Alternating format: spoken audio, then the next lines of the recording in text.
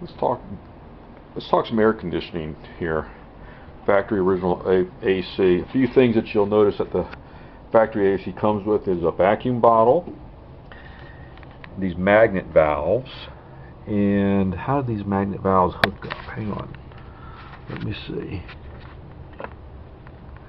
I don't think you're going to be able to see this, but let me see here. Where they plug into. There's a harness here. These. Okay, there's a plug. Here we go. So hopefully, if you're trying to adapt, add AC to your car, you're going to need this bottle. You're going to need these vacuum valves, and hopefully you'll have this connector here that goes to this harness, which is part of the harness that goes to the alternator. Okay, so that's important to know. You're also going to have this where your condenser fits. You have hard lines that go from here, from the front of the condenser, from the front of I'm sorry, I keep saying condenser, from the front of the dryer to the condenser. You have that, see that copper wire, that's a flare nut fitting. It goes down, around, it fits in right in here, right there, okay? So, magnet valves, vacuum line, harness hookup, copper tubing. Now let's go around to the other side of the car.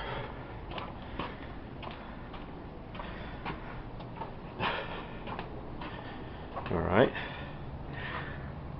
Right out here is two fittings. Here's the copper line that runs around, bends and hooks in to the tubing that goes to the evap inside underneath the dash. This low side has this built-in elbow. I mean, I don't know that you have to have this stuff. I mean, it's just what's on the factory unit. Okay, it goes down, wraps around the rail here, comes out, hooks up to the soft line that goes down to the compressor. Let's see if I get a light. I think this light works on. We'll get lucky maybe. Alright, here we go. So it goes down. That's a soft line that gives you some flex, because you know the engine's going to move. You need to be able to have the compressor moving with the engine, adapting to a hard line. There's your compressor intake. That's the low side. The high side. The high side goes to a line, and you can't see this. It goes to a condenser. The condenser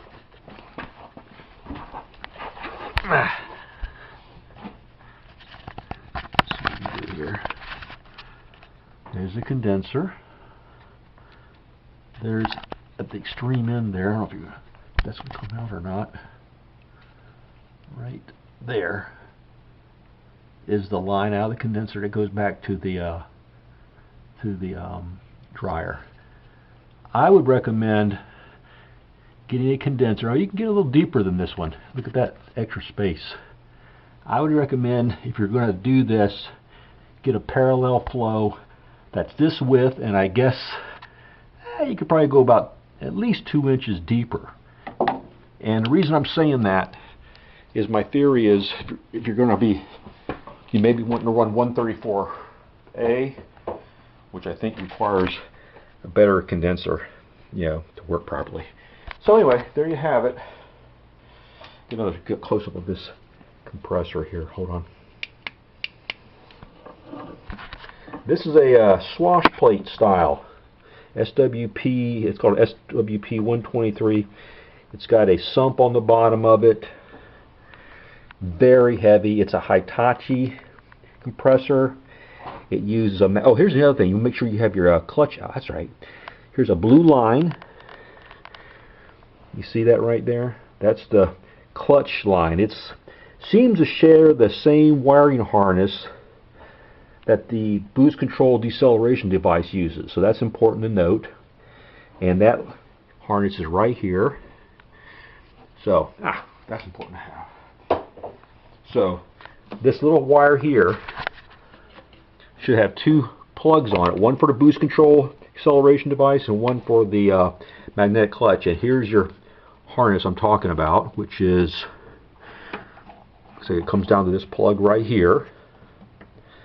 Alright, so you got this plug off off one of your engine harnesses, drives this thing. So that's pretty important. This harness goes here. What is this thing operating?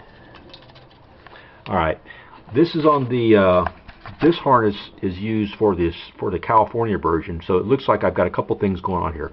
This plug seems to be talking to the boost control deceleration device, the magnetic clutch, and this little servo here, which turns on the EGR system. So, you know, a lot of people may not have this at all, so I don't know what you're going to deal with. But my guess is this plug is where your magnetic clutch comes from. Okay, turn this on and off, and that's actuated by I think a vacuum switch inside.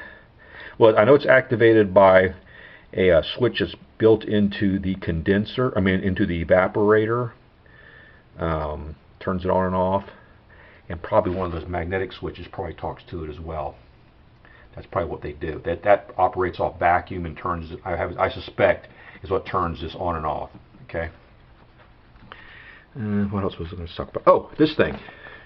If you're going to add factory AC, you need this, which is I call it an idle up servo. There's a vacuum controlled here that whenever the AC comes on, whenever the magnetic clutch is energized, you get a vacuum feed here, which pulls this here and brings your idle up a little bit. That counters the drag of the compressor. And in order for this to work, you'll see there's actually a vacuum line that goes into. It's like a dual vacuum line. Let's see where it goes. It wraps around, comes out down here, and it comes out all the way over. Is that? Okay, I gotta get the light again. Hold on.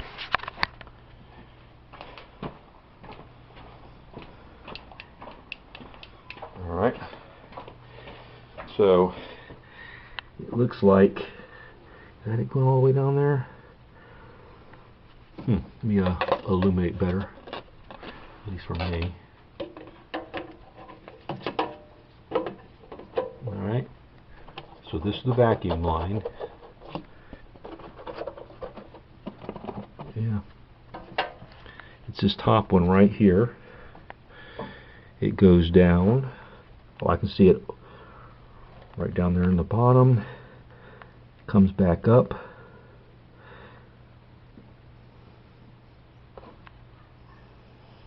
And my guess is it's got to go to those vacuum lines down here somewhere. Oh, it's probably this cable right here.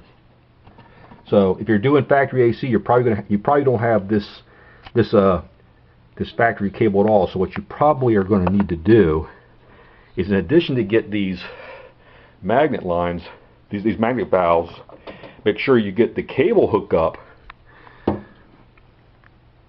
that goes to them. See the part number here. I see 2702.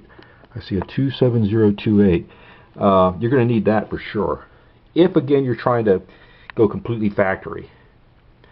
So, I mean, that might be something you can make up. I don't know if I see any wires coming out of there. I'm looking at the cable right now. All I see is 3 vacuum lines. I don't see any electrical stuff happening there. So, I don't know what the 3 hoses are, but, you know, your best bet would be to try to find somebody who's deleting the AC and just ask them to make sure you get the magnet valves, the bottle, the cable that this thing hooks up to, that servo, and that wire harness that plugs into that little plug over there I talked about. You know, so I think as a minimum you're going to need that. That should take care of the under hood stuff. Okay. Now let's take a look at the under dash stuff.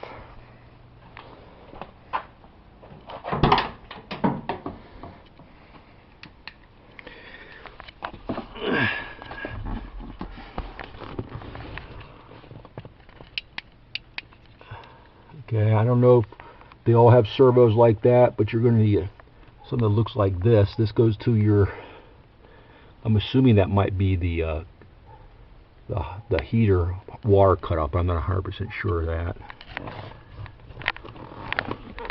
You probably want to get something that looks like this. You see how it says AC, air, and it has AC. So you probably want to get this whole assembly as well. I think the steering wheel doesn't say AC. I don't know what it says, but you probably want to get that as well. You want to get that, those kind of controls. And of course, I'm not going to show you this, but there's a box right. You can't see it. It fits right in front of the heater. Without the AC, you've just got a heater box, a duct tube, and then these air ducts. The AC is a box about 6 inches deep that fits right between and replaces that ductwork. That's covered in the FSM, so you should be able to see that. Anyway, I hope that helps.